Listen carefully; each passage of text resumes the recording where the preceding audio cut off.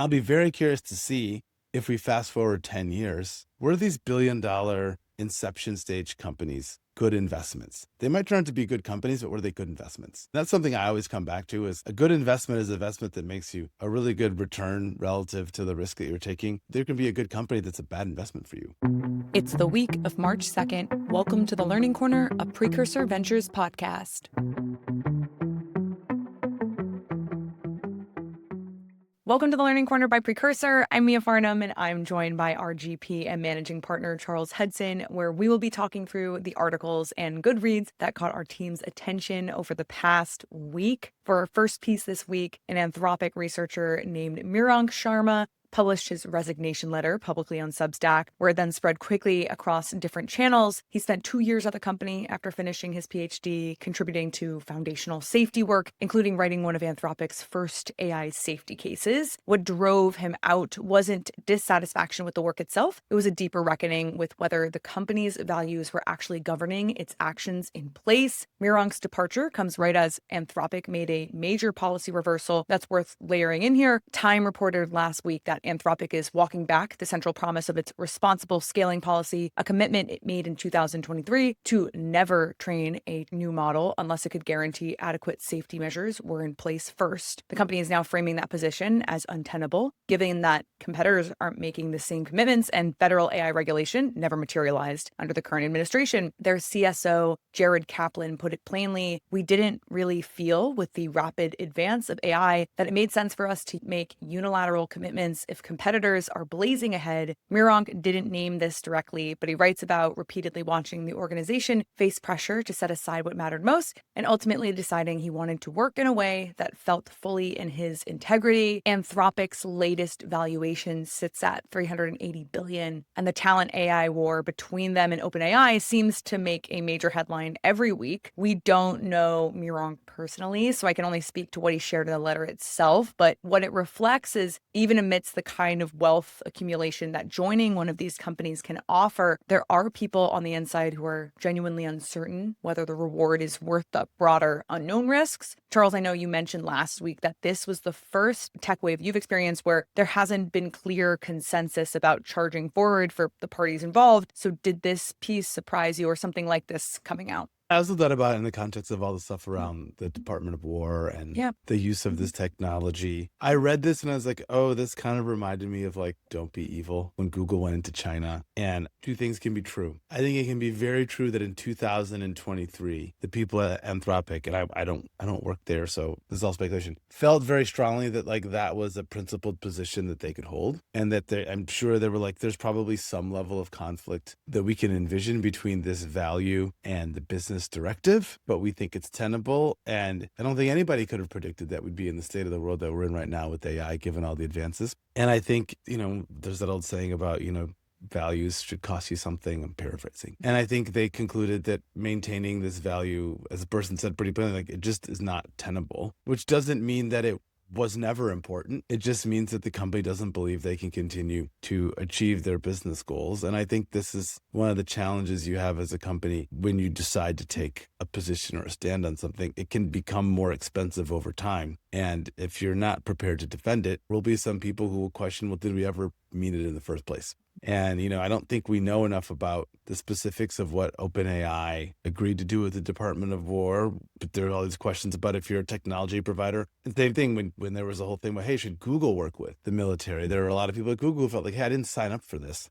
And I think on the one hand, it's hard to sell people on joining a company that has a mission and then changing the meaning of that mission midway through. You are, of course, going to lose people. Also, I think corporations were in a different place in 2020 and 2021. I think they cared a lot more about how their employees felt about the nature of the work. I think given the layoffs and the cost pressure, I think companies are kind of like, we're just going to do what we plan to do. We're back to the old world. We've been there for a few years. We're back to the old world where there might be some mission orientation to the company when you join, but these value statements are flexible. And if they become inconvenient or untenable, companies will change them. My one question or thought about this was I was wondering, I assume it's coming internally, where the pressure is coming from to abandon specific policies like the one that Anthropic is leaving behind, because it's very clear that as of today, OpenAI and Anthropic, they are the front runners. I know that investors love to say like, oh, we're definitely pushing those large companies for profitability, but doubtful, just given the large raise. It wasn't like that was prohibitive to them, to people becoming interested. So it is fascinating that a lot of this pressure is likely coming internally, even though they are still likely the two leaders in this space. My suspicion is what you said is true, because that's the side of the dot. Like, we don't know what the internal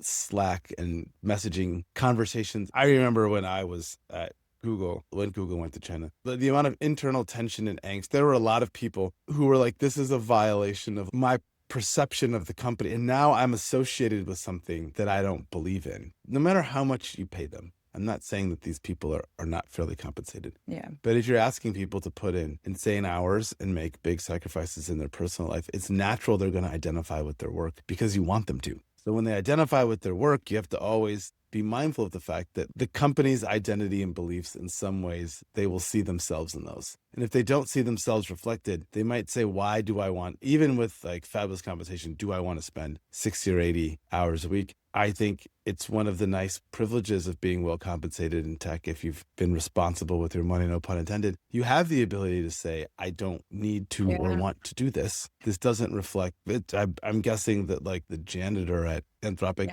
is facing a different calculus and is being asked to do different things. And I don't mean privilege in a judgmental way. It is one of the privileges of the fact that like tech workers are generally well compensated, that if you find companies that are not consistent with your values, I think I'd argue it's pretty hard to stay in commercial AI, because I think right now everyone feels like, I just want to win and I'll do almost whatever it takes, although with some limitations apparently based on the Department of War stuff, to win. And I'll become a better citizen once we've won. Or we're better guys than those guys, so it's better if we win than they win. And you can very quickly spiral on that stuff if you're not careful. Well, our next piece is a post that Jack Dorsey posted publicly on X last week, announcing that Block, his payments and fintech company, is reducing its workforce by nearly half, going from over 10,000 employees down to just under 6,000. That's more than 4,000 people let go or entering consultation. And Jack chose to share it publicly, in his own words, on the same day employees were notified. What made this one circulate so widely is the reasoning. Jack was really explicit that this is not a company in distress. Block's gross profit is growing, they're adding customers, and profitability is improving. The cut is happening because Jack believes that AI paired with smaller, flatter teams represents a fundamentally new way of building and running a company. And he decided it was better to act on that now than to drag out a slower reduction over months or years. He writes that repeated rounds of cuts destroy morale, focus, and trust. So he chose one hard, clear action instead. We've covered a handful of CEO statements about AI being at the forefront of how they're building their companies, but this is one of the largest workforce reductions we've seen as a percentage of total headcount out in the public. Do you think this becomes a catalyst that other companies of similar size start making similar cuts, or does this feel like it's still maybe on its own island for now? I think it's an excellent question, and I have like good friends who worked at Block, and so I feel really bad for them. That's a massive cut. I think we're also in this zone where sometimes when there's something macro, and I don't know why they did this, so this is all speculation. I do think we're in an era right now where there is a premium for AI focused decision making, showing that you're putting AI at the forefront, and getting rid of 40% of your staff is a pretty strong statement. Now, I read some more cynical takes, which is like, well, the company had just overhired, and that this was as much about the sort of Twitter style, we have too many people relative to like what needs to be done, and rather than admit, I don't know though, but like that's plausible. But to overhire by 40% of the company seems like a lot. And I think it reminds me a lot of,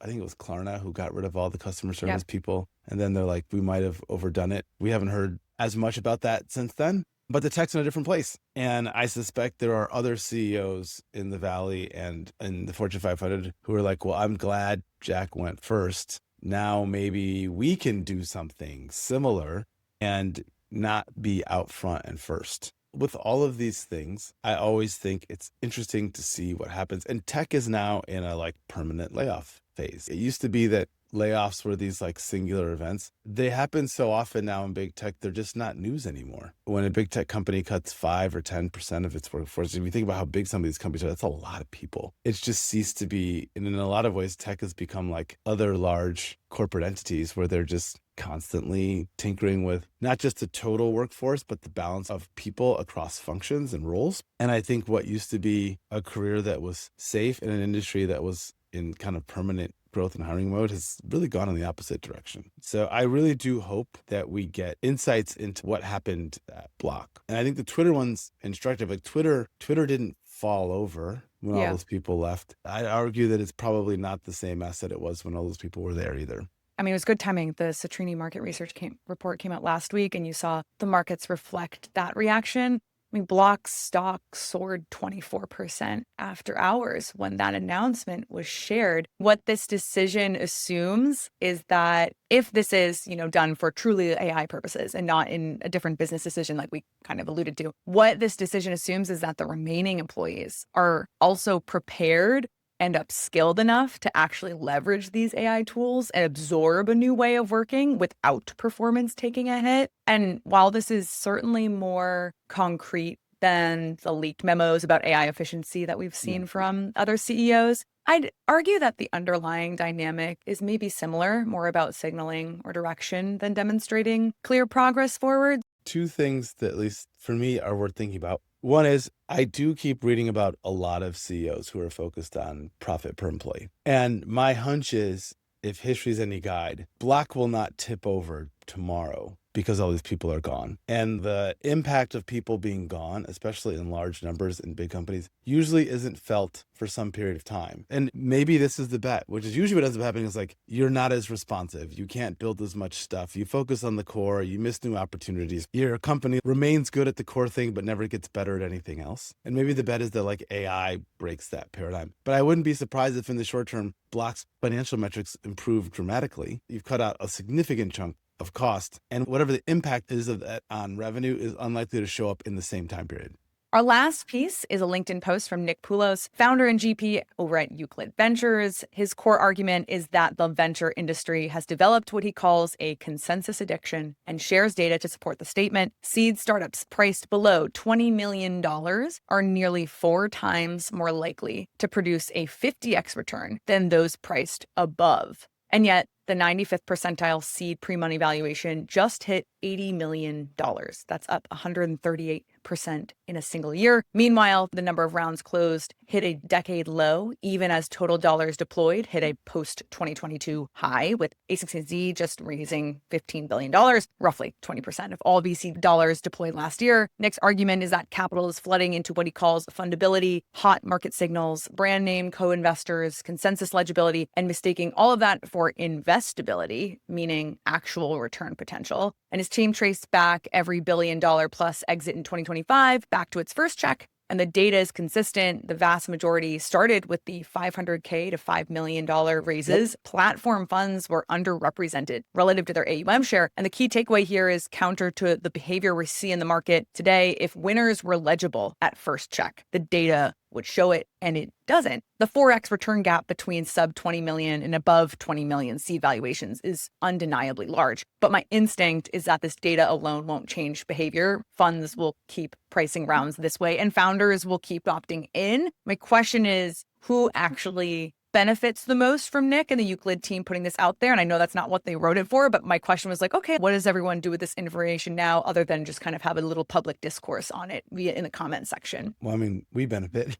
I obviously agree with Nick. I do think, though, I've talked to a fair number of LPs about this very topic, and there's a couple arguments I hear from them. Number one is, well, that's old data. The world isn't the same anymore. Yes, once upon a time that was true, but it's not true anymore. Second, a lot of the big funds tell LPs, we're good at everything. We're good at seed, we're good at A, we're good at multi-stage, and we have tremendous access. And there are two things I believe most LPs and GPs at larger funds believe. One is that they see all of the best stuff, and that the best stuff is as identifiable at day one as it is at Series A. And I think The latter part is the part where I think mistakes are made. So I do think if you just do the math, also, it is a lot easier to get, and this is something I tell LPs all the time, it is a lot easier to get high cash on cash multiples with low entry prices. And I will say there are some counterexamples. Like if you look at Wiz,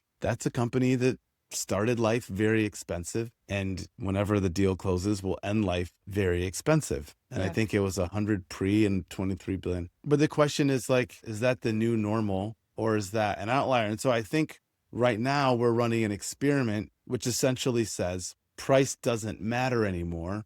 The counter argument is you take the VenCap plus Andreessen argument, which is that the scale of the winners is so big that if you can get companies that are 50 to $100 billion in size, doesn't really matter. You actually can still get 50 times your money. But I'm like, but we just don't have that many of those companies. And I think, it's very possible that we will in 7 years have more regular trillion-dollar private companies if you just have either some combination of asset price inflation and just the general growth of private markets. But that doesn't mean that that's the average underwriting outcome. We only have one SpaceX. We have one of those. We have like a Stripe. There's like 10 companies that are in this rare air. And yes, the multi-stage people can capture those. And some of those companies started off life very expensive because Elon was involved. So I think part of this is, to some extent, the answer is both things can work. The question is like, what's the balance? And right now, the balance of dollars is going into companies that are beginning life expensive, and the balance of dollars available for follow-on. This is the part I think that people need to really internalize is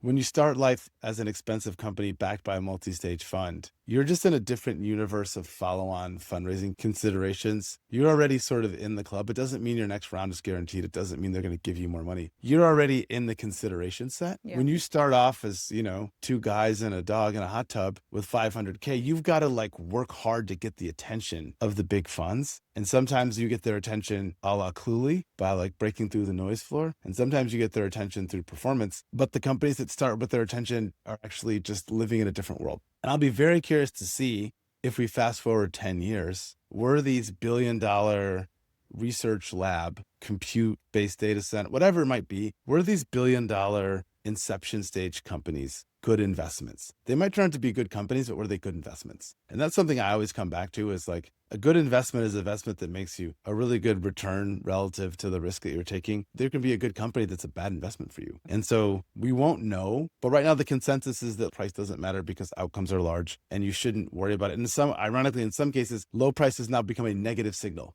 It's somehow like, oh, you couldn't raise 5 on 25 right out of the gates. Are you a bad founder? And some of our best companies started life very inexpensively. And I'm really glad that we're on their cap tables. There's two thoughts that came out of that. One was in the connection to Josh Kopelman's venture arrogance score of like, if you're a mega fund, you need all of these expensive deals in your portfolio. You need to win over, I think when A16Z was raising a $15 billion fund, he's like, you need to be in 50% of every single high outcome deal. That's a lot. That's a lot of surface area. So the game is different. Paying up early to create signal or just have that option is so worth it. So that's also what's happening in the background. And then to your comment about, fundability versus investability, Peter Walker had some good comments in the post after. He said that at Carta, they saw the highest quartile of seed valuations as much more likely to become unicorns. So kind of like having that head start up for follow-on capital. But the 50x outcomes were spread essentially evenly across 4 valuation quartiles by year. If you think about it, who makes unicorns?